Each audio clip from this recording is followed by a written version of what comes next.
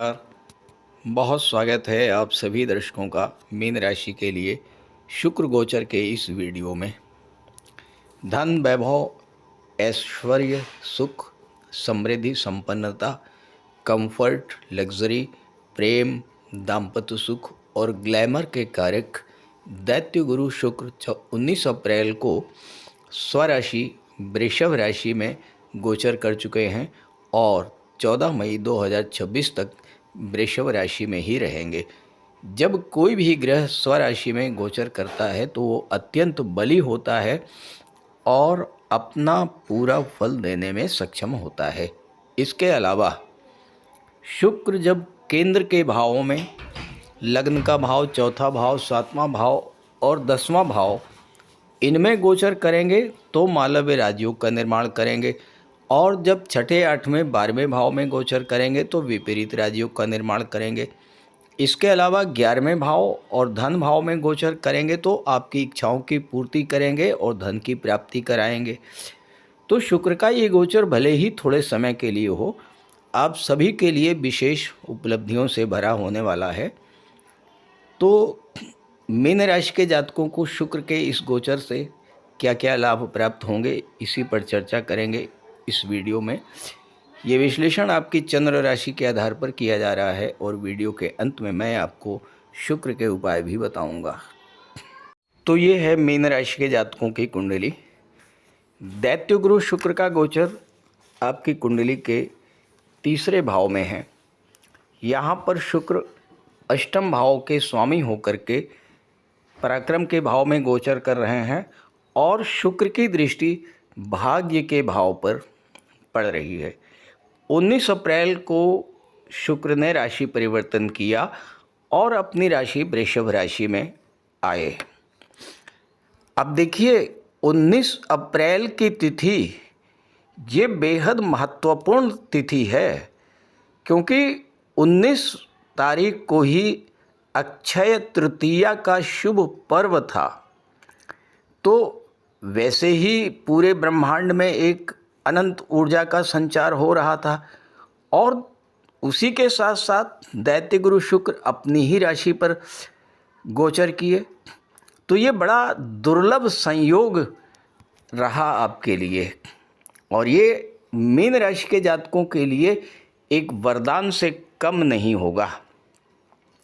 अक्षय का मतलब क्या होता है? यानी जो कभी क्षय ना हो, यानी कि जो कभी समाप्त ना हो। तो फिर ऐसी क्या चीज़ आपको मिलने जा रही है शुक्र के इस गोचर में?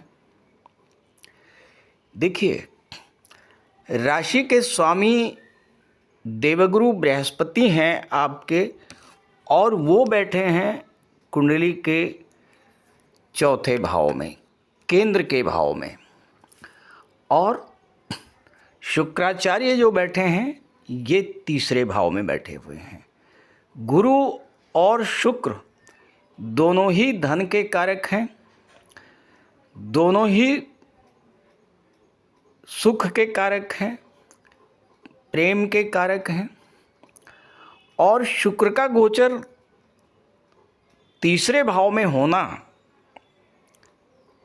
बहुत महत्वपूर्ण गोचर है, क्योंकि शुक्र कला और सौंदर्य के कारक हैं।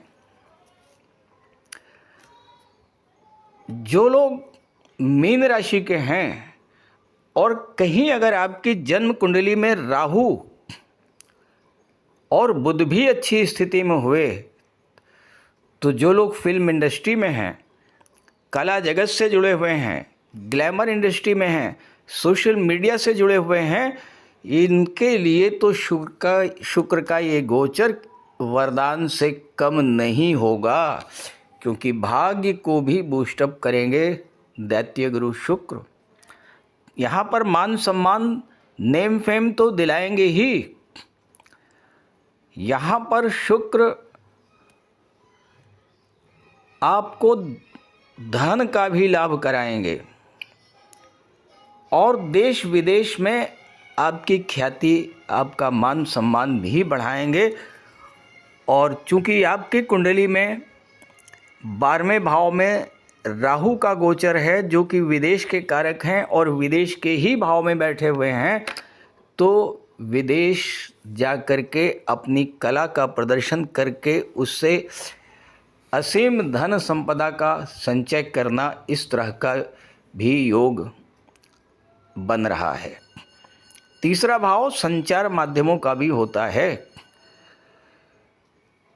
जो लोग आईटी सेक्टर में हैं, जो लोग सॉफ्टवेयर रिलेटेड काम कर रहे हैं, उनके लिए शुक्र का पराक्रम के भाव में आना एक बहुत अच्छा संकेत है। क्यों? क्योंकि तीसरा भाव जो होता है ये आपके पराक्रम पुरुषार्थ का होता है, और शुक्र जो हैं ये परफेक्शन को दर्शाते हैं, पूर्णता को दर्शाते हैं। कोई भी कार्य, खास करके कला या सौंदर्य से रिलेटेड कोई भी कार्य है, जब तक वो पूरी तरह से परफेक्ट नहीं होगा तब तक उसमें आकर्षण उत्पन्न ही नहीं होगा।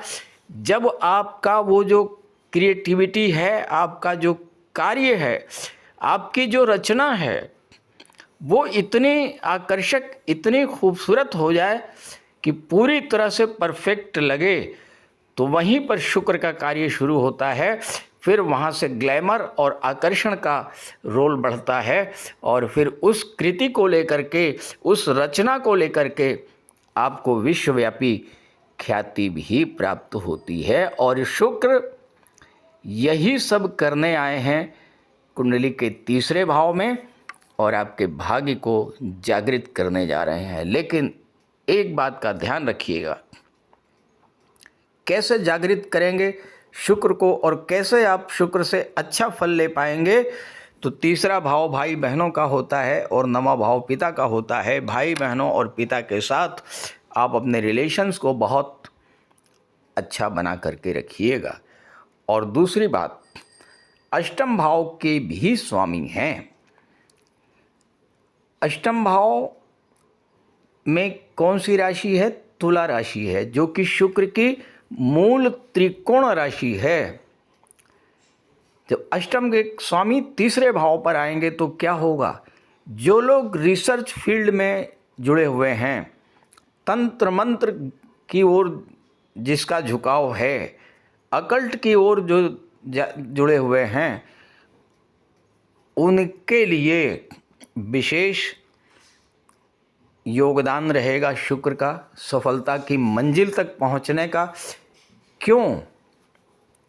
क्योंकि आठवां भाव गुप्त विद्याओं को दर्शाता है, गुप्त रहस्यों को दर्शाता है, अकल्ट को दर्शाता है, और शुक्राचार्य भी परम ज्ञानी थे। इस बात को नहीं भूलना चाहिए कि देवगुरु बृहस्पति और शुक्राचार्य दोनों परम ज्ञानी थे, और शुक्राचार्य को तो संजीवनी विद्या का भी ज्ञान था, यानी मृत व्यक्तियों को जीवित करने की विद्या का भी ज्ञान था शुक्र को।